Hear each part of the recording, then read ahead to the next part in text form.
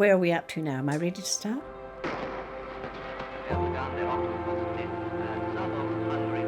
Well, it started as a child. I was always very enthusiastically eager to run.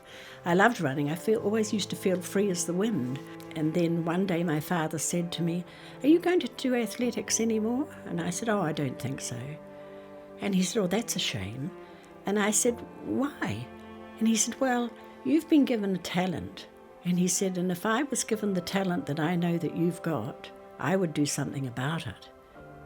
And I said, "Oh, Dad, I've got to work hard to do anything." And he said, "But that's life. You have to work hard to achieve something." And I stalked off and I went into my bedroom and I thought, oh, it's all very well for Dad to say this. It's jolly hard doing this athletics. I thought, oh, I might join an athletic club, but I didn't know any. And so I went along. I had heard on the grapevine that if you went to Rugby Park in St Albans, that's where I'd find a club.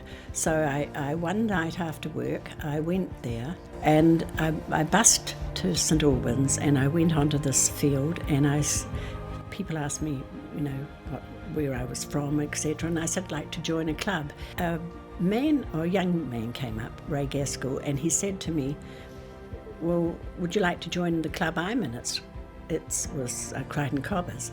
"But there's no girls, you'll be the only girl." And I said, well, I didn't know anything, so I said, okay. And that was a very successful season, and I won my first Canterbury title, and this is what they gave me. And this medal has got the time on it as well, and I cherish it. It's the most wonderful thing that was ever given to me, but that was my first Canterbury title. I had a goal, a dream as a 14-year-old. I wanted to represent New Zealand. It never soured that I wanted to represent New Zealand, but I wanted to be the best. I always wanted to be one of the best in the world. It gave me the greatest pride to be all in black and have the fern across. And to me, that's what we are. We're all blacks with the silver fern. That's New Zealand. The stadium started chanting for me. Well, that was unbelievable. They're calling black, black, black. This was going. And I thought, it sort of woke me out of this reverie. And I thought, I'm the only one in black. It's me. Fancy the Japanese people calling for me. Well, no experience of running internationally at all. That adrenaline that they pumped into me by doing that, I just went, pshh. I just took off like that. I don't know where it came from. And I ran right round into the 100-metre track, onto the straight. At this stage, I was in my mind, I'll see what I can do. So after that was over, we had to go down for the medals.